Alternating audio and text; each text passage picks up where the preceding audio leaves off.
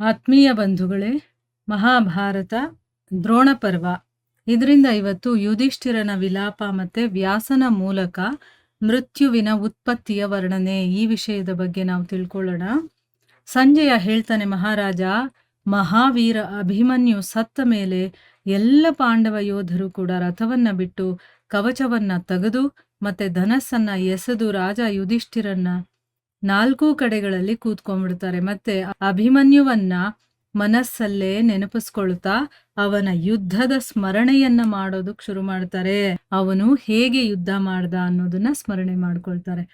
ತಮ್ಮನ ಮಗ ಅಭಿಮನ್ಯುವಿನಂತಹ ವೀರ ಸತ್ ಹೋದ. ಇದನ್ನ ನೆನಪಿಸ್ಕೊಂಡಿದ ತಕ್ಷಣನೇ ರಾಜ ಯುಧಿಷ್ಠಿರನಿಗೆ ಬಹಳ ದುಃಖ ಆಗುತ್ತೆ. ಮತ್ತೆ ವಿಲಾಪಿಸೋದಕ್ ಶುರು ಮಾಡ್ತಾನೆ, ಅಂದ್ರೆ ಅಳೋದಕ್ ಶುರು ಮಾಡ್ತಾನೆ.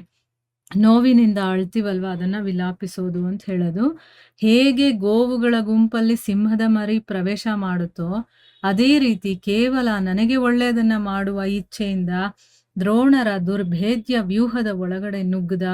ಯುದ್ಧದಲ್ಲಿ ಯಾರ ಮುಂದೆ ಬಂದ್ರೂ ಕೂಡ ದೊಡ್ಡ ದೊಡ್ಡ ಧನುರ್ಧರರು ಮತ್ತೆ ಅಸ್ತ್ರವಿದ್ಯೆಯಲ್ಲಿ ಕುಶಲರಾದಂತಹ ವೀರರು ಕೂಡ ಓಡ್ ಹೋದ್ರು.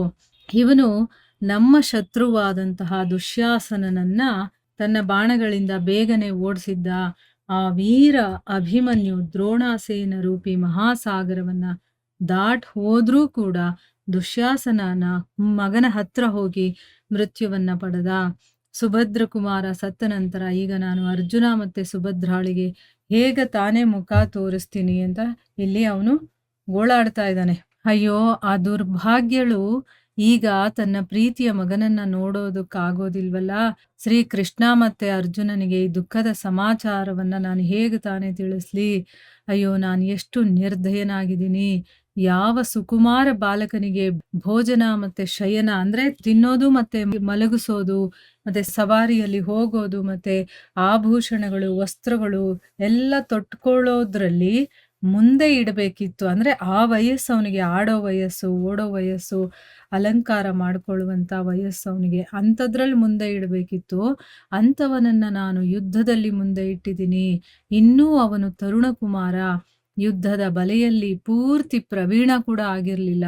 ಹೀಗಿದ್ಮೇಲೆ ಹೇಗೆ ಅವನು ಕುಶಲತೆಯಿಂದ ಹಿಂದಿರುಗೋದಕ್ಕೆ ಸಾಧ್ಯ ಆಗ್ತಿತ್ತು? ಅವನಿನ್ನೂ ಕಲಿತಾ ಇದ್ದಂಥವನು. ಎಂತೆಂಥ ಧನುರ್ಧಾರಿಗಳಿರ್ತಾರೆ, ಎಂತೆಂಥ ಮಹಾವೀರರಿರ್ತಾರೆ, ಅವರು ಮುಂದೆ ಇವನು ಹೋಗಿ ಯುದ್ಧ ಮಾಡಬೇಕಾಗಿತ್ತಲ್ಲ.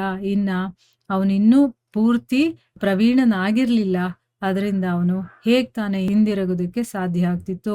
ಅಂದ್ರೆ ಅವನು ಕಂಪ್ಲೀಟ್ ಅವನ ವಿದ್ಯಾಭ್ಯಾಸ ಮುಗಿಸಿದ್ದಿದ್ರೆ, ಅವನು ಪ್ರವೀಣನಾಗಿದ್ದಿದ್ರೆ ಅವನನ್ನು ಯಾರೂ ಸೋಲ್ಸೋದಕ್ಕೆ ಆಗ್ತಾ ಇರ್ಲಿಲ್ಲ.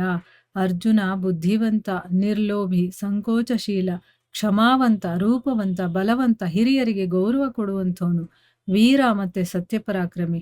ಅವನ ಕೆಲಸಗಳನ್ನ ದೇವತೆಗಳೂ ಕೂಡ ಪ್ರಶಂಸೆ ಮಾಡ್ತಾರೆ. ಅಭಯವನ್ನ ಬಯಸುವಂತ ಶತ್ರುವಿಗೂ ಕೂಡ ಅಭಯದಾನವನ್ನ ಕೊಡುವಂಥವನು ಅವನು. ಅಂಥವನ ಬಲವುಳ್ಳ ಅಂದ್ರೆ ತುಂಬಾ ಶಕ್ತಿವಂತ ಪುತ್ರನ ರಕ್ಷಣೆಯನ್ನ ನಾವು ಮಾಡಕ್ಕಾಗ್ಲಿಲ್ವಲ್ಲ.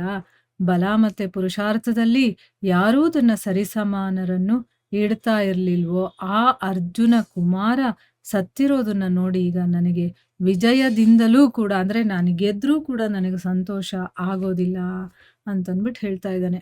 ಅವನಿಲ್ಲದೆ ಪೃಥ್ವಿಯ ರಾಜ್ಯ, ಅಮರತ್ವ ಮತ್ತೆ ದೇವತೆಗಳ ಲೋಕದ ಅಧಿಕಾರ ಕೂಡ ನನಗೆ ಯಾವ ಕೆಲಸಕ್ಕೂ ಬರೋದಿಲ್ಲ. ಅಂದ್ರೆ ಈಗ ರಾಜ್ಯ ಗೆದ್ರೂ ಕೂಡ ನನಗೆ ಸಂತೋಷ ಆಗೋದಿಲ್ಲ ಅಂತ ಹೇಳ್ತಾ ಇದ್ದಾನೆ.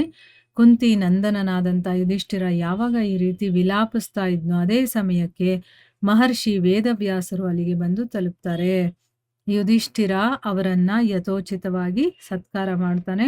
ಮತ್ತವರು ಆಸನದ ಮೇಲೆ ವಿರಾಜಮಾನರಾದಾಗ ಅಭಿಮನ್ಯುವಿನ ಮೃತ್ಯುವಿನ ಶೋಕದಿಂದ ಸಂತಪ್ತನಾಗಿ ಅವನು ಹೇಳ್ತಾನೆ.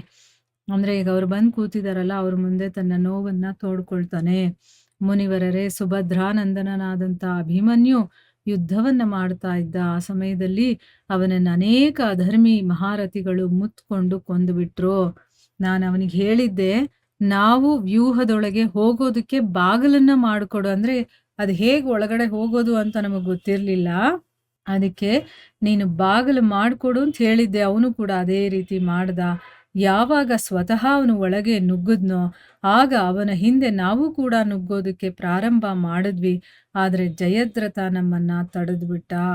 ಯೋಧರು ತಮ್ಮ ಸಮಾನ ವೀರರ ಜೊತೆ ಯುದ್ಧ ಮಾಡಬೇಕು. ಆದರೆ ಶತ್ರುಗಳು ಅವನ ಜೊತೆ ವ್ಯವಹರಿಸಿದಂತಹ ರೀತಿ ಇದೆಯಲ್ಲ, ಇದು ಸರಿಯಾಗಿರಲಿಲ್ಲ, ಅನುಚಿತವಾಗಿತ್ತು. ಇದೇ ಕಾರಣಕ್ಕೆ ನನ್ನ ಹೃದಯದಲ್ಲಿ ಬಹಳ ಸಂತಾಪ ಆಗ್ತಾ ಇದೆ. ಮತ್ತೆ ಮತ್ತೆ ಒಂದೇ ಚಿಂತೆ ಆಗ್ತಾ ಇದೆ. ಸ್ವಲ್ಪ ಕೂಡ ಶಾಂತಿ ಇಲ್ಲ ಅಂತ ಹೇಳ್ತಾನೆ. ಅಂದರೆ ಮೊದಲೇ ಅವರು ಯುದ್ಧದಲ್ಲಿ ಕೆಲವೊಂದು ನಿಯಮಗಳನ್ನು ಮಾಡ್ಕೊಂಡಿರ್ತಾರಲ್ಲ, ಸಮಾನ ವೀರರು ಒಬ್ರಿಗೊಬ್ರು ಕಾದಾಡಬೇಕು. ರತಿಗಳು ರತಿಗಳ ಜೊತೆ, ಮತ್ತೆ ಒಂದು ವಯಸ್ಸಿನವರು ವಯಸ್ಸಿನವ್ರ ಜೊತೆ, ರಾಜನ ಜೊತೆ, ಈ ರೀತಿ ಕೆಲವೊಂದು ನಿಯಮಗಳನ್ನು ಮಾಡ್ಕೊಂಡಿರ್ತಾರೆ.